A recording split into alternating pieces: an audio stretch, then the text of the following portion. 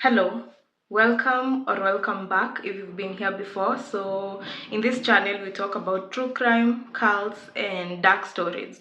So if that's kind of content you consume, be sure to hit the subscribe button, and yeah, let's grow the community together. With that said, my name is Koi, and we'll be discussing a really sad story.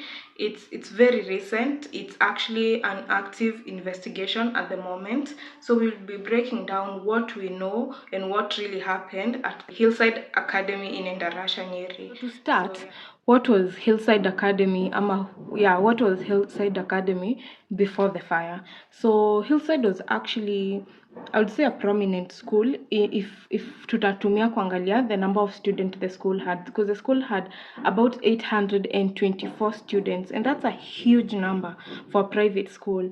So of these 824, about 402 were boys, and then 422 walikuwa girls. So all of them hawakuwa boarders. So the school was both boarding na day schooling. So out of how only about 156 boys walikuwa boarders out of the 402, and then about 160 girls ndo walikuwa boarders out of the 422. Unfortunately, all the boys were housed in the one dorm. All the 156 boys walikuwa wanashare a single dorm, and that's the dorm that caught on fire. So how did the fire start? According to one of the students who actually survived, the fire started kwa entrance ya dorm, bulb ili explode, and then unaona venye bulb iki explode, sparks hutoka. So yeah, a bulb exploded, sparks zikatoka zikashika mattress, and then the mattress caught on fire. So the student, it was around 11 p.m. So the boys were sleeping. So akaamka anajaribu kuizima, but hakuna maji karibu, hakuna maji kwa dorm. So it was so hard kuizima. So the only option ilibaki ni amshe the fellow students na pia waamshe matron. But by the time matron anafika, and of course kuamsha 156 boys hao ni watu wengi.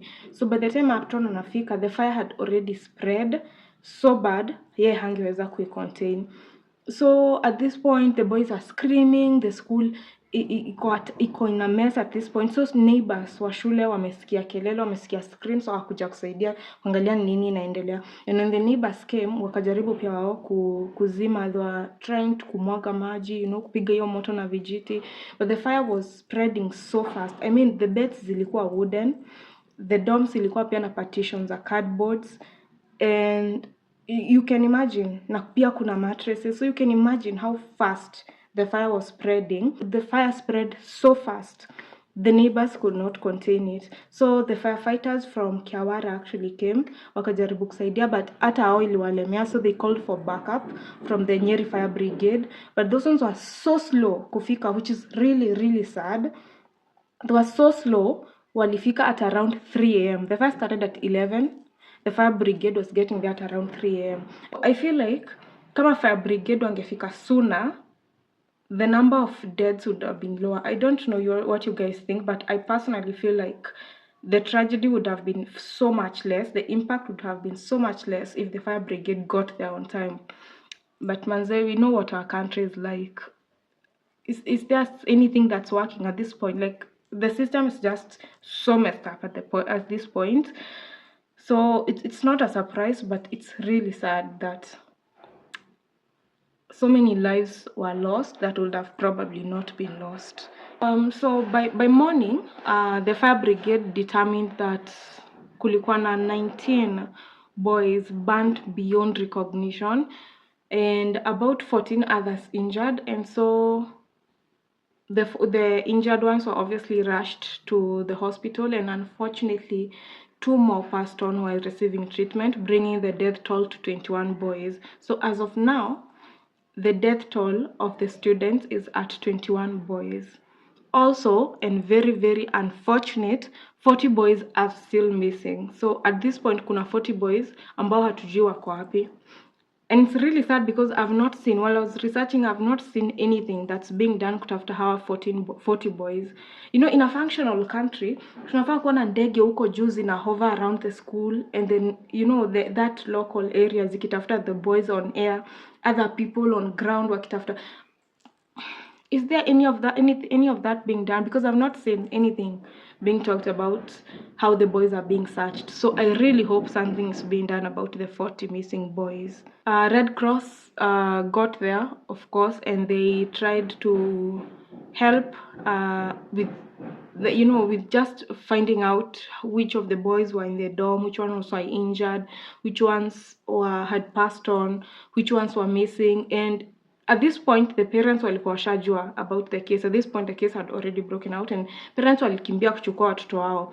And this made the PS for Education make a statement asking the parents would pick their kids wawalete shule. And this brought a lot of confusion, me included. By the way, I'm taking accountability that I actually did make a video about it, complaining about the PS asking parents walete watoto shule.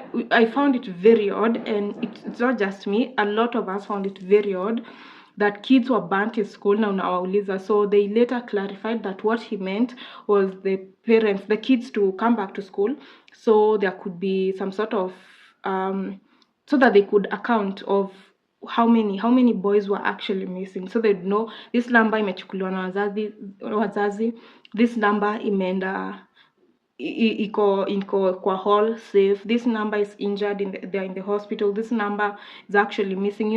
And so they clarified later, which now makes sense, obviously.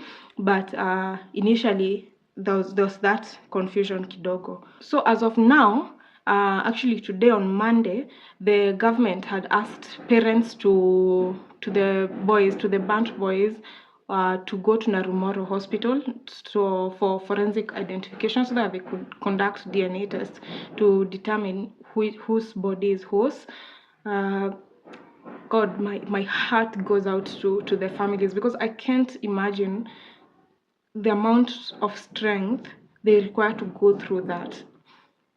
They took their kids to school, and now they're going for DNA testing to determine which body belongs to their kids. I really hope they find the peace. I don't know how to even phrase it, but God, my heart goes out to them. So what actions has the government taken since then? So initially, when the case broke out, the government donated rice and beans, which I found really offensive. Maybe it's just me. What do you guys think? Because I personally found it very offensive. Watoto wamechomeka, and your first reaction ni kudonate maharagwe na rice. Really, I don't know the thought process that led to that. I personally did not find it very respectful at all to the parents, to the kids, to the local community. I found it kind of offensive, to be honest. Anyway, politicians went there. The Nyeri governor was there. The education PS went there. They went to give their condolences, and of course promise a thorough investigation, which is still ongoing. So at this point, no one has been arrested, no one has been fired. So in simpler words, no one has been held accountable so far. And knowing this country, God, I'm scared of knowing this country. I kind of feel like nothing will be done eventually. I'm hoping for the best. I'm hoping for good news this week. I'm hoping that maybe the 40 boys will be found. Of course, the 40 students will be found. I'm hoping that somebody will be held accountable. And by accountable, we mean not just being arrested, because being arrested in Kenya does not mean you'll get charged. Being charged in Kenya does not mean you'll get convicted. Being convicted does not even mean you'll serve the time. So I'm really hoping that something will be done. Someone will be actually and truly be held accountable, because God, we can't just go into living normal lives like nothing happened after we just lost 21 kids to a fire. Something needs to be done, and that includes something being figured out about the fire brigade, because they were too slow. From 11 a.m. to 3 a.m., man, something needs to be done, definitely. So that is all we know as of now about the fire tragedy. We are, of course, hoping for good news. We're hoping that the 40 boys will be found. We're hoping for justice will be served. And we are praying for peace for the families, for the students, those kids. There's a lot of trauma they're going to have to live with, the local community, everyone involved. I'm praying for peace, because I think that's all we can pray for at this point, and hoping that for the first time our government doesn't fail us. So yeah, with that said, let me know in the comments what you guys think about this case, what you guys are hoping for. Do you guys think justice will be served? Do you think something needs to be done to the fire brigade? Do you think the rice and beans was offensive? Am I overreacting? Because I'm finding it very offensive. My mind can't wrap around the fact that the first thing they thought of giving this was rice and beans. So yeah, that's it for today's case.